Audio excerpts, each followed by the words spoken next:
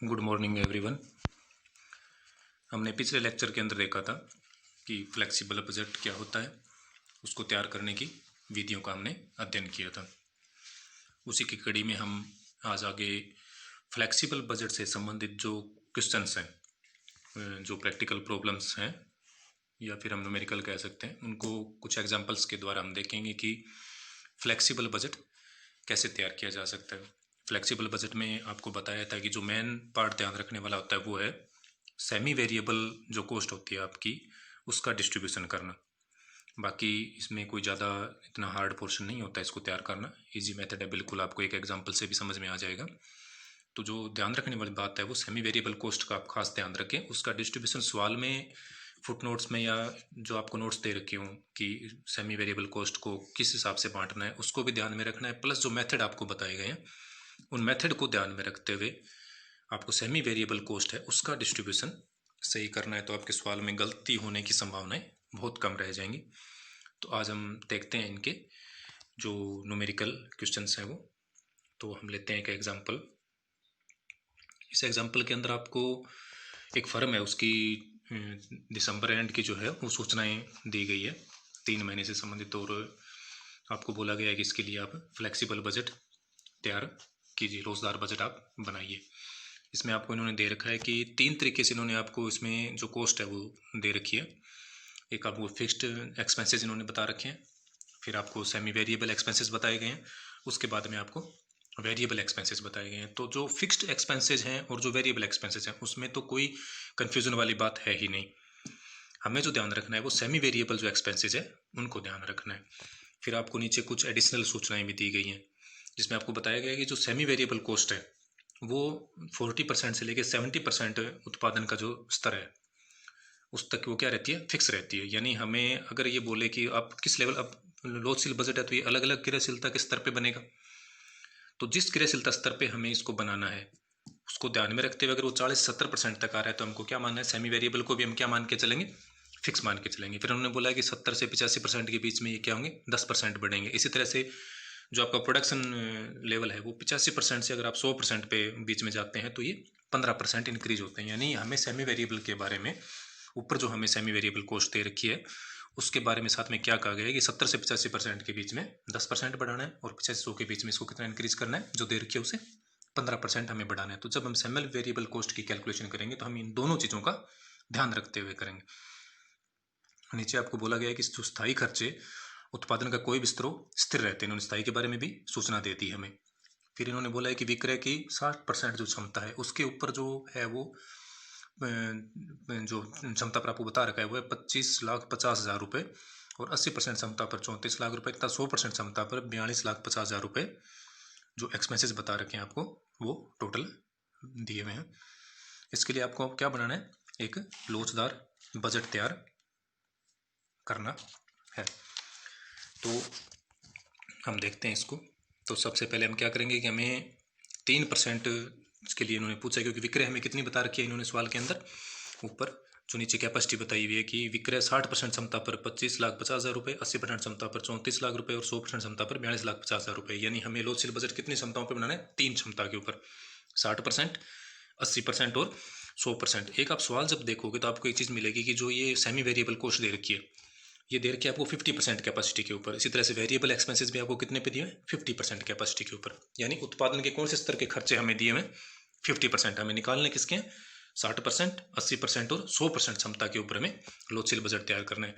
Fixed cost में जब आप जाएंगे तो आपको कोई भी परसेंटेज नहीं दी हुई। क्यों नहीं दी हुई है, कौन से उत्पाद, जैसे नीचे बता रखा है वेरिएबल में कि 50% कैपेसिटी पे है, इसमें क्यों नहीं दिया गया, क्योंकि फिक्स्ड एक्सपेंसेस क्या होते हैं, फिक्स ही रहते हैं, उनमें परसेंटेज देने से कोई फर्क नहीं पड़ेगा। चाहे आपका जो उपकरण है वो 100% पे उत्पादन कर रहा है या 50% पे, वो फिक्स ही रहना है।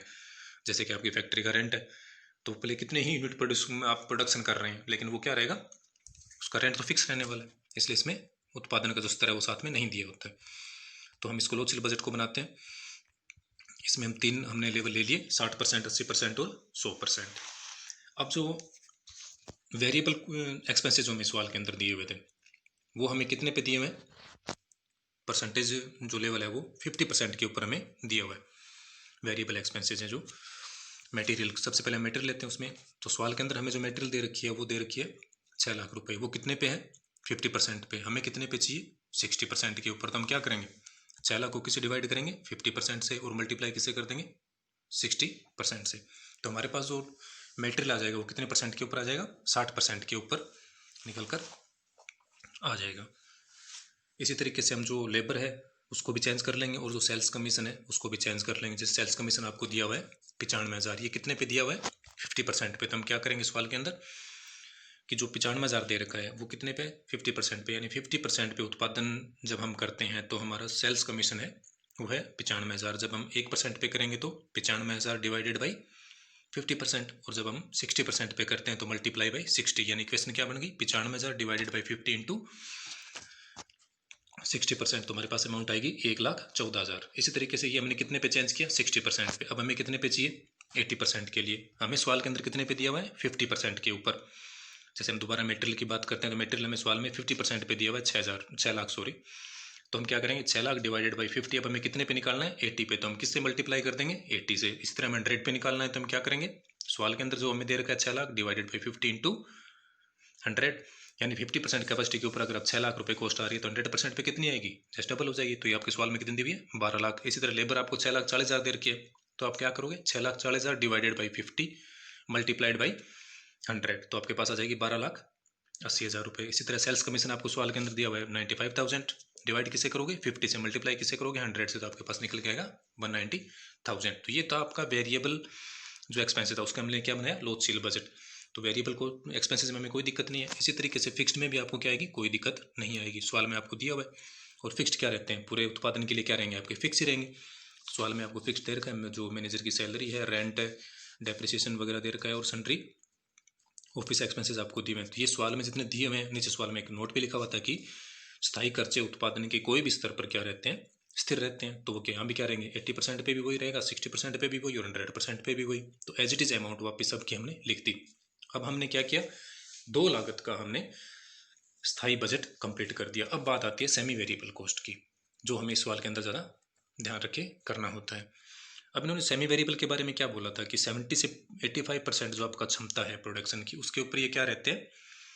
10% बढ़ते हैं, और 40 से 70% जो क्षमता है उस पर स्थिर रहते हैं। तो जो हमारा पहला कॉलम है लोचशील बजट का, वो 60% पे, यानी 60% पे वो क्या रहेगा? स्थिर रहेगा। क्योंकि उसने क्या बोला है सवाल के अंदर कि 40 से 70% क्षमता पर वो स्थिर रहते हैं। हमारा कितना है? 60, यानी 70 से हम नीचे ही हैं अभी तक। तो जो खर्चे हैं वो क्या रहने वाले हैं? 60% पे एज इट इज, जो आपको सवाल में दिए हुए हैं। तो सारे जो सेमी वेरिएबल एक्सपेंसेस जो आपको दे रखे हैं, प्लांट मेंटेनेंस है, इंडायरेक्ट लेबर है, सेल्समैन सैलरी है, सन्ड्री एक्सपेंसेस है, इन सबको आप एज इट इज वापस लिख देंगे। क्योंकि क्या है? 70% क्षमता तक वो क्या है? एज इट इज है। अब बात आती है 80% के प्रोडक्शन लेवल की। 80% के लिए उन्होंने सेमी वेरिएबल के बारे में एक लाइन बोली है कि 70 से 85% के बीच में ये क्या होंगे? 10% बढ़ेंगे। तो अब कितना इंक्रीज हो जाएगा? 10% से इंक्रीज हो जाएगा। यानी जो 62,500 है, इसको आप कितना इंक्रीज कर दोगे? यहाँ पे 10%। तो आप 62,500 का 10% निकालेंगे। 62,500 मल्टीप्लाई बाई 10 डिवाइडेड बाई 100, तो आपके पास अमाउंट आएगी 6,250। इसको आप किस में ऐड करेंगे? 62,500 के अंदर, तो आपके पास अमाउंट आ गई 68,750। इसी तरीके से जो बाकी खर्चे दिए हुए उनके 10% आप इसके अंदर ऐड करके, और 80% के जो उत्पादन स्तर है उसके लिए आप क्या कर देंगे? सेमी वेरिएबल कॉस्ट का निर्धारण कर देंगे। अब जो नेक्स्ट लाइन आपको दी हुई है सवाल के अंदर कि जो 85% से 100% क्षमता स्तर है उसके बीच में वो क्या करते हैं? सेमी वेरिएबल एक्सपेंसेस है वो 15% इंक्रीज होते हैं। तो जब हम 100% के लेवल के ऊपर जब हम बात करेंगे इनके खर्चों की, तो जो स्टार्टिंग में हमें कितने दिए हैं? 62,500। इसको कितना ऐड करेंगे हम? 15% ऐड करके, और ये तीनों सेमी वेरिएबल एक्सपेंसेस है, इनको हम लिख देंगे यहाँ पे। तो ये हमारा एक लोचशील बजट तीनों लागत के हिसाब से क्या हो गया? लेवल ऑफ कैपेसिटी के हिसाब से हमने तीनों लागतों का विभाजन कर दिया। अब हम क्या करेंगे? तीनों लागतों की टोटल कर देंगे। तो हम क्या करेंगे? ए और बी और सी जो 3 लागत हमने निकाली है, वेरिएबल, सेमी वेरिएबल और फिक्स्ड, इनकी टोटल कर दी। अब सवाल के अंदर हमें क्या दे रखा है? हमें सवाल के अंदर सेल्स दी हुई है। तो हमें जब सेल्स दे रखी है और कॉस्ट हमें पता है, तो जो बैलेंसिंग फिगर होगी वो क्या होगा? हमारा प्रॉफिट होगा। तो हमें सवाल के अंदर सेल्स दी, हमने सेल्स लिख दी, और बैलेंसिंग फिगर के अंदर हमने क्या निकाल दिया? प्रॉफिट या लॉस निकाल दिया। तो 60% कैपेसिटी पे क्या हो रहा है? हमारी लागत ज़्यादा है, जबकि हमारी सेल्स कम है, तो हमें लॉस हो रहा है 2,47,000 रुपये का। और जो दूसरा स्तर है हमारा उत्पादन का, उसके ऊपर हमें 24,250 रुपये का प्रॉफिट हो रहा है। और जब हम 100% कैपेसिटी पे काम करते हैं तो हमें 3,17,875 रुपये का लाभ होता है। यानी लोचशील बजट के आधार पर हम कह सकते हैं कि हमें जो हमारा उपक्रम है उसको 100% कैपेसिटी पे अगर हम चलाते हैं तो मैक्सिमम प्रॉफिट कमाते हैं। ये था आपका लॉस सील बजट बनाने का एक न्यूमेरिकल के आधार पे सवाल को हमने सोल्व किया। इसका एक और एग्जांपल ले लेते हैं हम, जिसके अंदर आपको एक इंडस्ट्रीज है उसकी 100% क्षमता के ऊपर आपको क्या दिया गया है, उसके 10,000 इकाइयों का उत्पादन वो करती है जब वो 100% क्षमता पे अपना उत्पादन करती है। तो फिर हमें नीचे कुछ बताया गया है कि मटेरियल लेबर आपकी जो है वेरिएबल ओवरहेड है और फिक्स्ड ओवरहेड है। तो ये इन्होंने पर यूनिट दे रखा है आपको। हालांकि फिक्स्ड ओवरहेड पर यूनिट दो तो भी ठीक है, लेकिन फिक्स्ड ओवरहेड तो क्या रहना है, फिक्स ही रहना है। जैसे जैसे आपका उत्पादन बढ़ेगा तो ये पर यूनिट क्या हो जाएगा, कम हो जाएगा। उत्पादन कम होगा तो ये पर यूनिट बढ़ने लग जाएगा, लेकिन हमें तो एक अमाउंट टोटल लेनी पड़ेगी क्योंकि फिक्स्ड एक्सपेंसेस तो क्या है, बदलने वाले नहीं है। फिर नीचे हमें वेरिएबल एक्सपेंसेस दे रखे हैं, फिर सेलिंग एक्सपेंसेस, डिस्ट्रीब्यूशन और ये सारे खर्चे में दिए हुए हैं। इनके ब्रैकेट्स में भी कुछ सूचना लिखी हुई है। डिस्ट्रीब्यूशन एक्सपेंसेस के आगे कि 20% फिक्स्ड है, सेलिंग एक्सपेंसेस के आगे लिखा है कि 10% फिक्स्ड है। यानी इन दो के आगे ये चीज़ लिख रखी है, तो हम यहीं से भी निकाल सकते हैं कि जो ये दो एक्सपेंसेस हैं ये किस टाइप के हैं, सेमी वेरिएबल टाइप के रहने वाले। हालांकि सवाल देखने से हमें मालूम भी चल जाता है, जैसे मटेरियल हुआ, लेबर हुआ, वेरिएबल ओवरहेड हुआ, तो ये कौन सी कॉस्ट होगी आपकी, वेरिएबल है। क्योंकि मटेरियल कैसे होता है, जैसे जैसे आप उत्पादन करोगे आपको ज़्यादा मटेरियल की आवश्यकता होगी, तो ये वेरिएबल होगा। लेबर भी क्या होता है, वेरिएबल होगा। वेरिएबल ओवरहेड आपको लिख ही रखा है। फिक्स्ड ओवरहेड है तो ये कौन सा खर्चा है आपका, फिक्स्ड में आ जाएगा। इसी तरह से आके आपको वेरिएबल एक्सपेंसेस दे रखा है, तो ये भी क्या है, वेरिएबल एक्सपेंसेस हो गया आपका, सीधा लिख रखा है सवाल के अंदर। नेक्स्ट जो दो रखे हैं, सेलिंग एक्सपेंसेस और डिस्ट्रीब्यूशन एक्सपेंसेस, ये वैसे भी अगर हम देखें बाई नेचर तो ये किस प्रवृत्ति के होते हैं, सेमी वेरिएबल। क्या करते हैं, ये उत्पादन के साथ बढ़ते तो हैं लेकिन उस अनुपात में नहीं बढ़ते हैं। और उनमें लिख भी रखा है कि 10% तो फिक्स्ड है सेलिंग एक्सपेंसेस का। इसी तरह डिस्ट्रीब्यूशन एक्सपेंसेस का आपको 20% फिक्स्ड बता रखा है। यानी दो खर्चे किस नेचर के हुए, सेमी वेरिएबल के।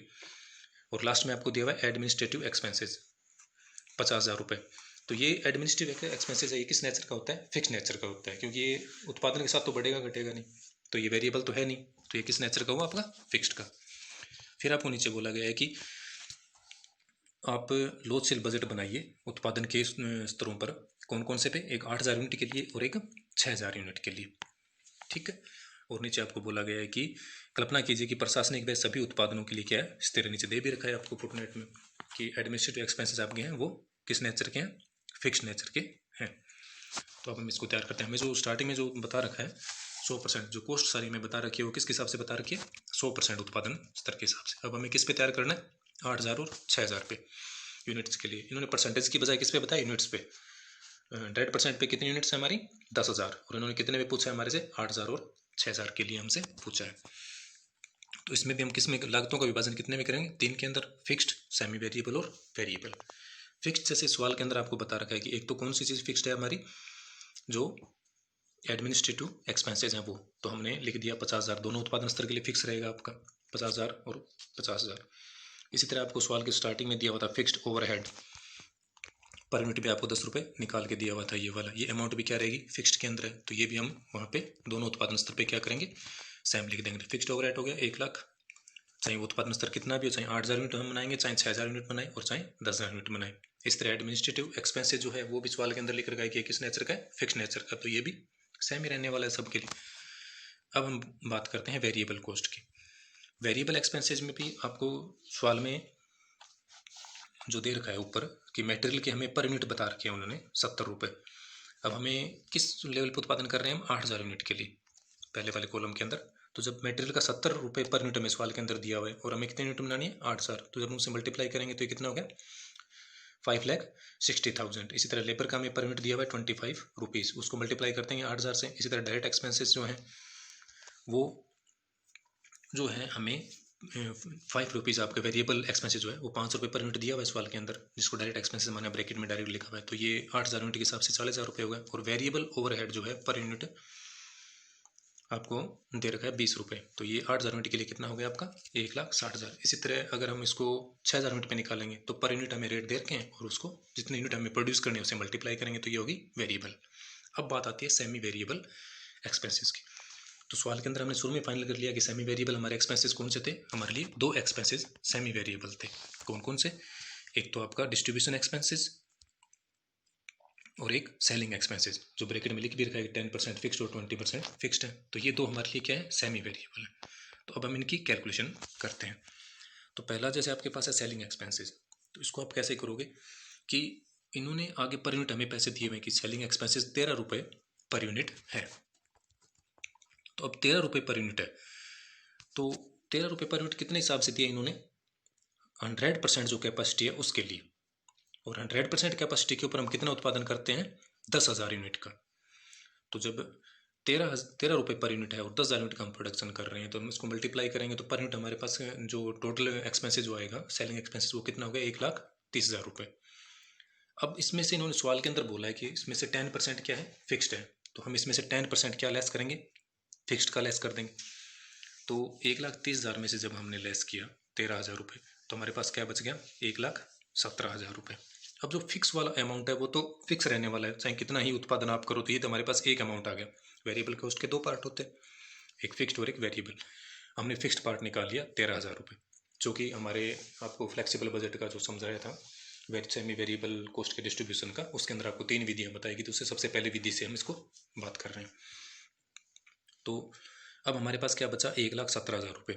अब ये 1,17,000 रुपये जो आपका कॉस्ट आई है वो कितने उत्पादन के लिए बची है? वेरिएबल कॉस्ट ये 10,000 यूनिट्स के लिए। हमें किस पे निकालनी है? 8,000 यूनिट के लिए या 6,000 यूनिट के लिए। कैसे निकालेंगे? तो 1,17,000 रुपये किसके लिए है? 10,000 यूनिट के लिए। तो 1,17,000 किससे डिवाइड करोगे? 10,000 से। और हमें कितने पे चाहिए? 8,000 पे, तो मल्टीप्लाई किससे कर दोगे? 8,000 से। इसी तरह हमें कितने पे चाहिए दोबारा? 6,000 यूनिट पे, तो फिर क्या करोगे? 1,17,000 डिवाइडेड बाई 10,000 मल्टीप्लाइड बाई 6,000। तो यहाँ इन्होंने किया 8,000 यूनिट के लिए, तो ये हमारे पास निकल के आ गया 93,600। तो ये कौन सा पार्ट आया? 93,600 वेरिएबल। फिक्स्ड कितना है? सवाल में ऊपर हमने निकाल दिया, 10% फिक्स है, वो सभी स्तर पे क्या रहेगा? फिक्स रहेगा। तो वो 8,000 यूनिट पे भी कितना रहना है? 13,000। 6,000 यूनिट पे भी कितना रहना है? 13,000। और जब 10,000 यूनिट बना रहे हैं तब भी कितना रहना है? 13,000। तो ये हमने 13,000 ले लिया, प्लस जो बचा हुआ वेरिएबल एक्सपेंसेस था वो 10,000 यूनिट से हमने किस पे उसको निकाल लिया? 8,000 यूनिट के लिए। वो आया आपका 93,600 रुपये। टोटल हमने किया, हमारा आया 1,06,000 रुपये। अब सेलिंग एक्सपेंसेस हमने क्या लिख दिया? 1,06,000 रुपये। इसी तरह हम उसके लिए जब 6,000 यूनिट के लिए निकालेंगे तो उसमें भी क्या करेंगे? 13,000 फिक्स है, प्लस जो बचा हुआ है उसको 10,000 से डिवाइड और मल्टीप्लाइड बाई 6,000 यूनिट। तो ये कितने % के लिए निकल जाएगा? हमारा 6,000 यूनिट के लिए। अब दूसरी चीज़ आपको इसके अंदर दी हुई है डिस्ट्रीब्यूशन एक्सपेंसेस, और उसमें हमें सवाल में क्या बताया था कि ये 20% आपका क्या है? फिक्स है। तो जब ये 20% जो है वो फिक्स है, तो अब टोटल हम देखेंगे कि सवाल के अंदर हमें कितना दिया हुआ है। तो सवाल के अंदर हमें जो आपको दे रखा है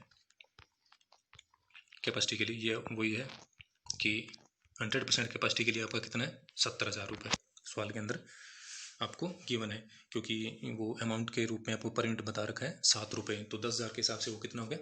70,000 रुपये। अब इसका 20% फिक्स्ड है, 70,000 का 20% 14,000। 14,000 तो क्या हो गया? फिक्स। वेरिएबल कॉस्ट के दो पार्ट हम निकाल रहे हैं, उसका फिक्स्ड का हमने हिस्सा निकाल लिया 14,000 रुपये। अब बच गया कितना आपका बैलेंस? वेरिएबल एक्सपेंसेस 56,000 रुपये। अब ये 56,000 रुपये कितने पे है? 10,000 यूनिट पे। हमें कितने पे चाहिए? 8,000 और 6,000 पे। तो सबसे पहले निकालते हैं 8,000 यूनिट के लिए। तो 56,000 डिवाइडेड बाई 10,000 मल्टीप्लाइड बाई 8,000, तो आपके पास आएगा 44,800 रुपये। इसी तरह इसको 6,000 के लिए निकालना है, तो 56,000 डिवाइडेड बाई 10,000 मल्टीप्लाई बाई 6,000। तो ये 8,000 के लिए जब हमने निकाला तो हमारे पास आया 44,800 रुपये। ऊपर सवाल में हमने क्या निकाला? फिक्स्ड 14,000 रुपये, जिसमें ऐड कर देंगे तो टोटल सेमी वेरिएबल कॉस्ट आपकी आ गई 58,800 रुपये। इसको हम यहाँ सवाल में डिस्ट्रीब्यूशन एंड एक्सपेंसेस में 8,000 यूनिट पे हमने इसको कितना दिखा दिया? यहाँ पे 58,800 रुपये। इसी तरह हम इसको किस पे निकाल लेंगे? 6,000 यूनिट के लिए निकाल लेंगे। तो ये था आपका लोचशील बजट बनाने का 2 सवाल कि किस हिसाब से आपको न्यूमेरिकल एग्जाम में मिल सकते हैं और आपको कैसे इसको सोल्व करना है। Thank you.